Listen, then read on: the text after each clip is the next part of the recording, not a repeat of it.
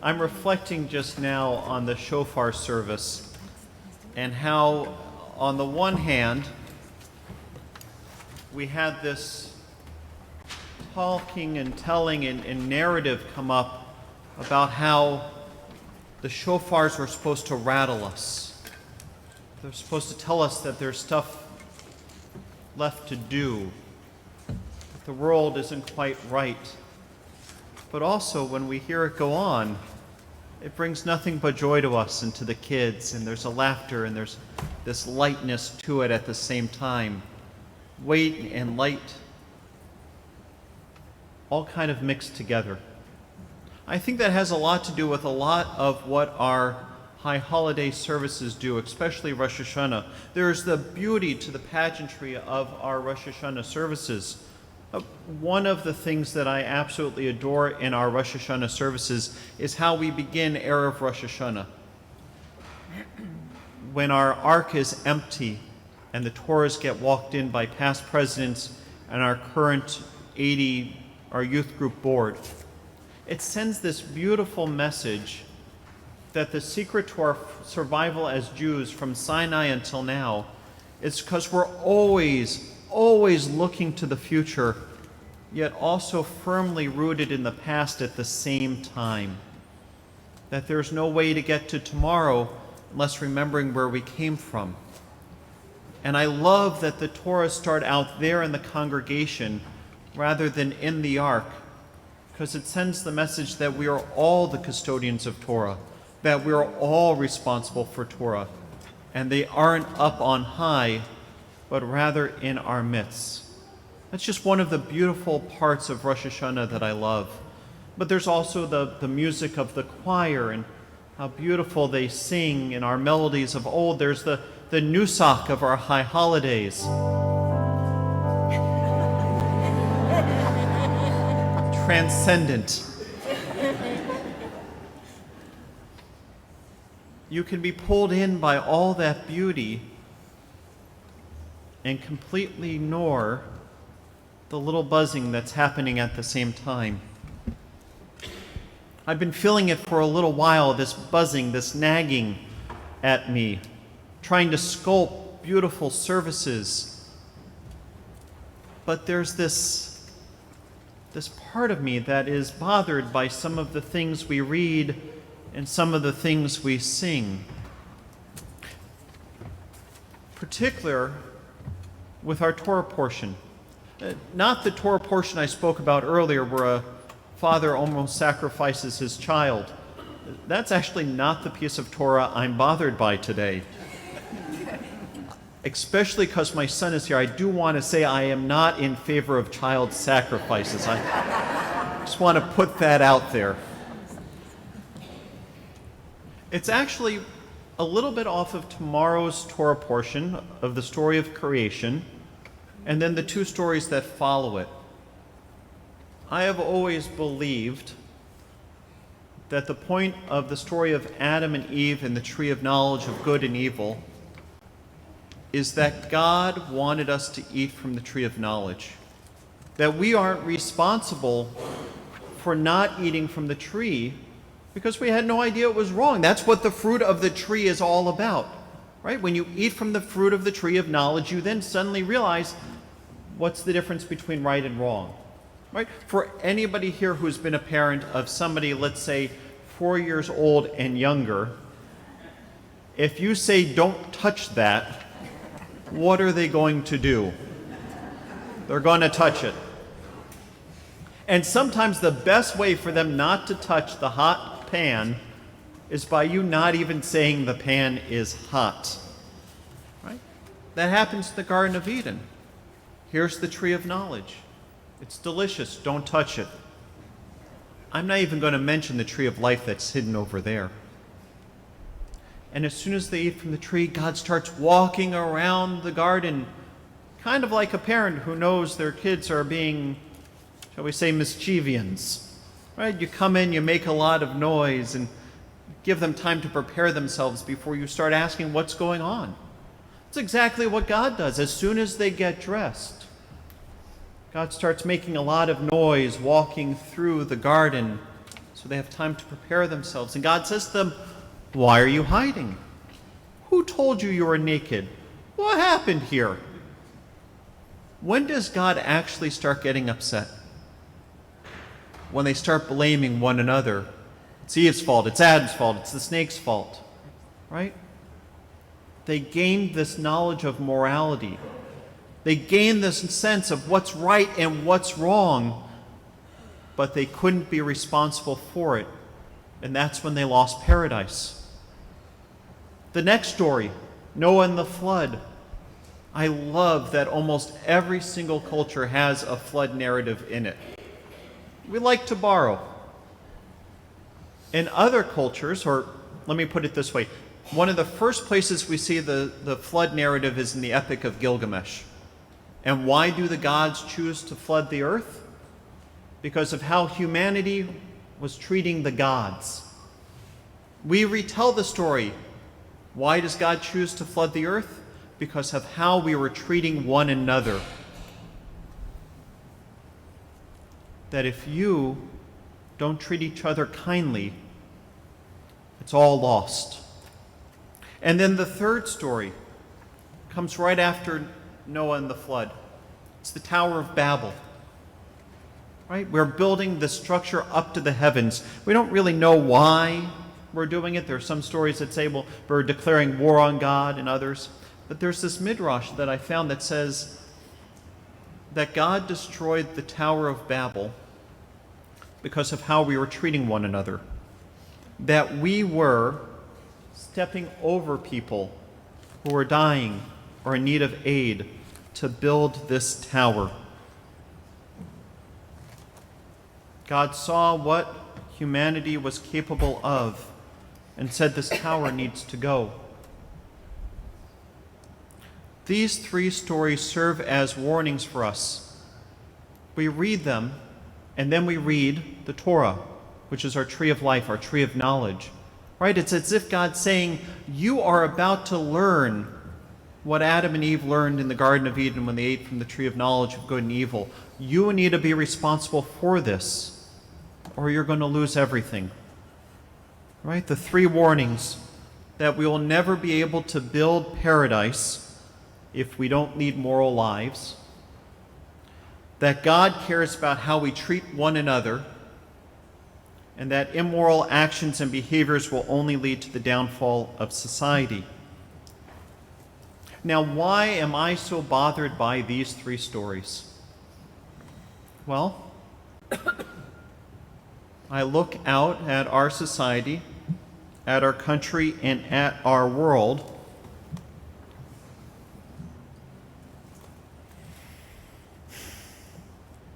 and I used to wonder if we were working towards building Eden or working towards building Babel. And more it feels like we're working hard to build Babel around us.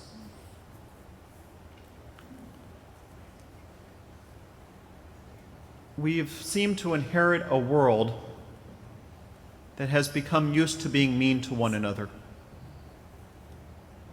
And is not only mean to one another, but we seem to have become complacent in that meanness. We don't worry about it anymore. We don't try and stop it. We don't speak up as often as we ought to. And we also get a thrill out of watching it too. If you go onto YouTube, you'll see video clips of it all over. Customers yelling at clerks, diners yelling at waiters or waitresses, people being thrown out of airplanes because they were rude or mean or insistent on things they thought they were entitled to get. And people kind of just sit back and watch and jeer and enjoy it. That's Babel. But it's not just stories like that. It's the rise of gun violence and hate crimes, anti-Semitism. Last night there was a synagogue up north that did high holiday services from the parking lot because somebody called in a bomb threat just to have a little fun. And it's not just there, it's been happening all over this country. Hate crime is almost at its highest level in the last 20 years. Not to mention that social trust is on a decline. If I were to do a poll right now in this room and ask you what words you think best define society, would they be words like kindness, altruism, care? Be honest. Or would they be words like polarization, conspiracy, mass shootings, trauma? David Brooks, in a recent article entitled How America Got Mean, wrote that we now inhabit a society in which people are no longer trained in how to treat each other with kindness and consideration. Our society has become one in which people feel licensed to give their selfishness free rein. He's telling us that our culture has become the civilization from the Tower of Babel. And we all know stories of how so many of us are facing emotional, relational, or spiritual crises. As Brooks argues in his paper, that the cause of all of this is that we are failing at moral formation and have essentially stopped teaching it to our kids. He points out that the teaching of moral formation isn't about making people angels. It's about trying to make them better than they otherwise might be, right? To be responsible for the knowledge of right and wrong. Not that they aren't going to screw up like Adam and Eve, but that when we do, how are we responsible for it, and how are we responsible for one another? It's about focusing on the question, what is life for? He points out that our sense of morality has shifted from getting in touch with one another and instead getting in touch with ourselves, and only ourselves. This is what Walter Lippmann called the privatization of morality, that if what is good, what is right, what is true is only what the individual chooses to invent, then we are outside the traditions of civility. It means that whatever feels good to me is what's moral to me, and it doesn't matter what's right for you. Luke Bretherton, a theologian at Duke Divinity, teaches that the breakdown of an enduring moral framework will always produce disconnection, alienation, and an estrangement from those around you. The result is a kind of sadness we see in the people around us, where young adults are spiraling, leaving school and moving from one mental health facility to the next, trying to figure out how to survive. And my heart goes out to all of our teens who are facing these issues. I've seen it more and more in the teens in our religious school than this year, in the past 2 years since COVID, than I saw in the years leading up to COVID. It's what's leading the cause of our loneliness and isolation that the Surgeon General warned us about. I think it's also making our politics so very mean as well, so much more tribal. We see it now. You know, when I was young, I thought that the difference between good and evil ran between each and every one of us, right? That each and every one of us, how do you determine if someone is good or someone is bad? What are their actions that they've done? Have they fed the homeless? Have they helped clothe those who need clothing? That was the mark of what was kind, what was good. And it ran through every individual's heart. Nowadays, it seems like the difference between good and evil runs down the aisle of the Senate. And that people on one side are considered good and people on the other side are considered evil. That our politicians are declaring for us what is moral and what is right. And we have forgotten what our Torah teaches us. Our Torah teaches us that we are a people that need to care for others. Our Torah teaches us that we are our brother's keeper and that we need to care for them. Our tradition teaches us that there are important questions that we need to wrestle with to figure out what is a life full of meaning. This is where all of us come into place. I'm thinking about what we teach our religious school students. To put it simply, we ask our students questions like, What's a good life? A life worth living? To whom are you responsible? What are moral obligations? What will it take for your life to be truly meaningful? And what does it mean to be a good human as well as a good Jew in today's world? In truth, a plethora of our High Holy Day liturgy is asking the same questions of all of you. Tough questions that we might lose track of with the beautiful music. It's trying to remind you that the world doesn't revolve around you. It's not about you. It's about you and everyone else.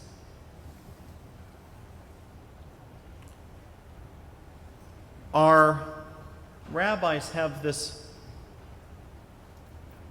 sense that there are two inclinations within each and every one of us. They call it the Yetzer Hara and the Yetzer HaTov.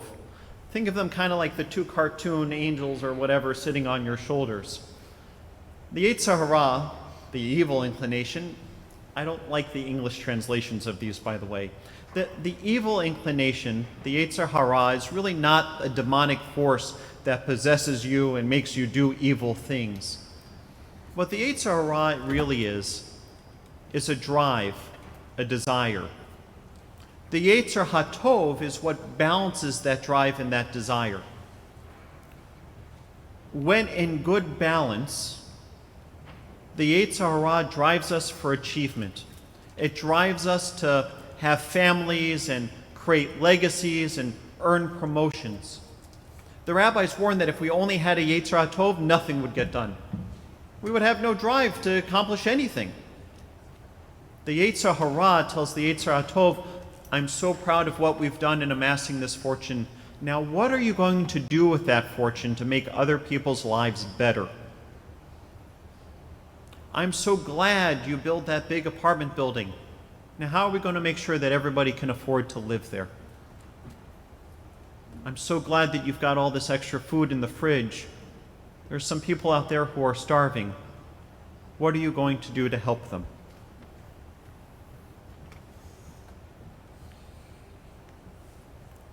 Building Eden is not about building a perfect world. It's about creating a world where society cares for one another and sees this divine spark in everyone. Building Eden is founded on the understanding that life is at its fullest when we are at the service of one another. Hillel balances the Yetzer Hara and the Yetzer HaTov when he says, if I am not for myself, who will be for me? But if I am only for myself, what am I? I love that quote. You've heard me quote it many times. I love that when you care for others, you're a who, but when you care only for yourself, you're a what. When you put yourself first above all else, you are a what, not a who. It's not that you shouldn't care about yourself and get in touch with yourself, but you also need to make sure that you are not losing your connection to others at the same time. The snake in the Garden of Eden is a metaphor that represents desire. I'm sure each one of us has been presented with a scenario where you wanted to do something you knew you shouldn't do, and eventually you did it. You most likely didn't do it because you wanted to be bad or naughty or evil and you're going to go out and just do it. For the most part, when you do something you knew you ought not to do, it's because, like the snake, you found a way to justify it, to make it okay, to make it moral. I see some of you smiling and nodding your heads. We've all been there, myself included. There are many snakes in our society around us.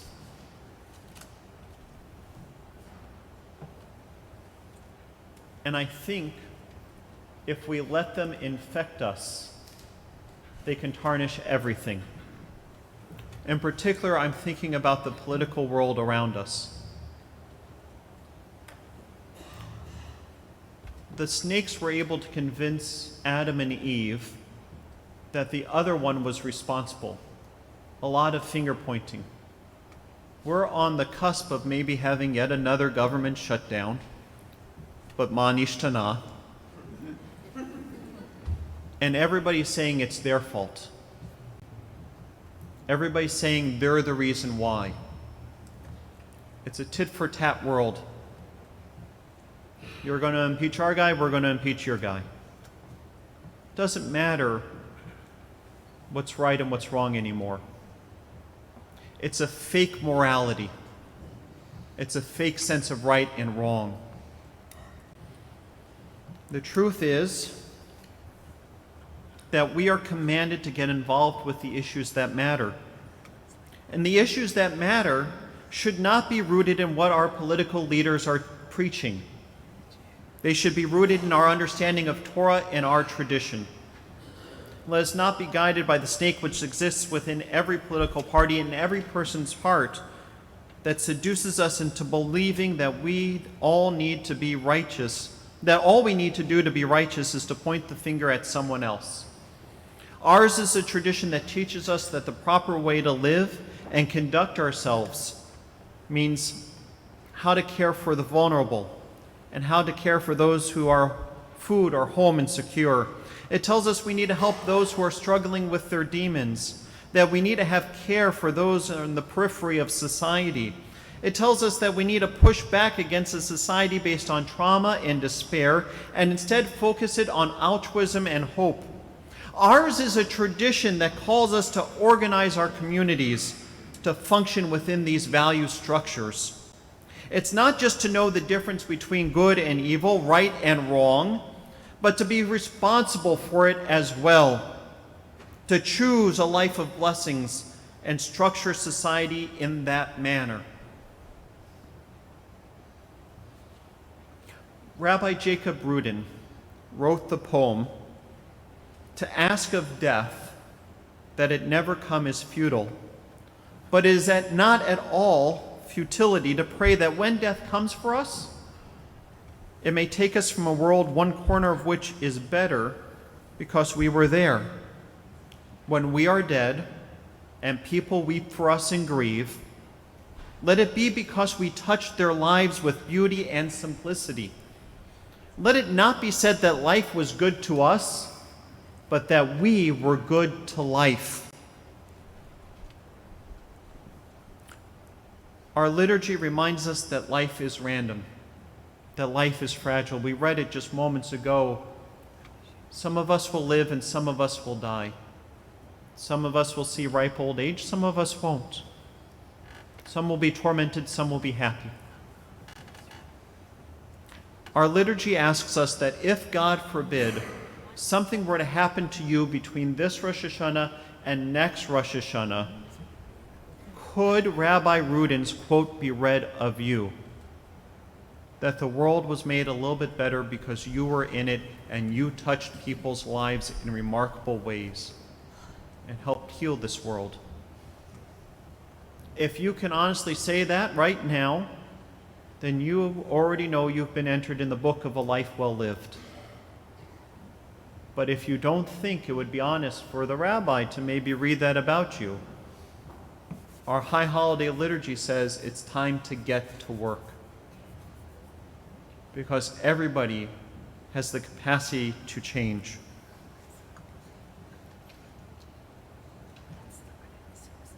I'm so proud to be a part of this community.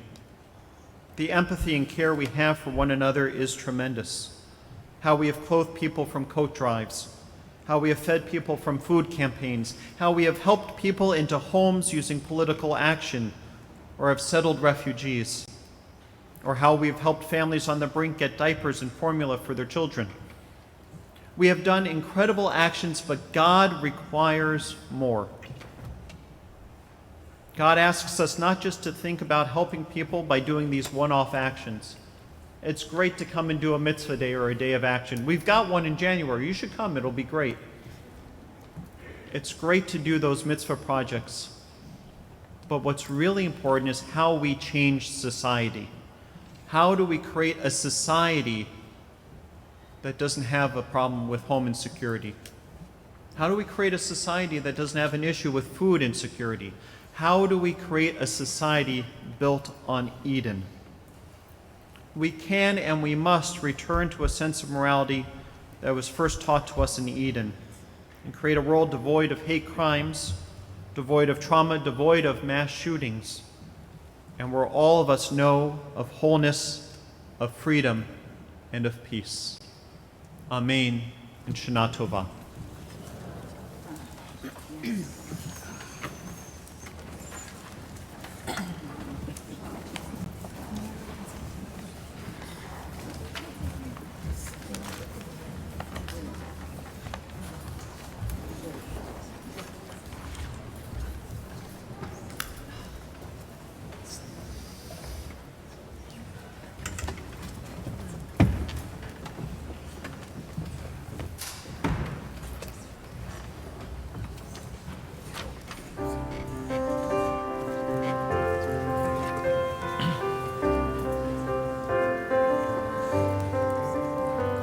Adonai ori veishi mimira. Adonai ori veishi mimira. Adonai maoz chayai mimi efchad. Adonai maoz chayai mimi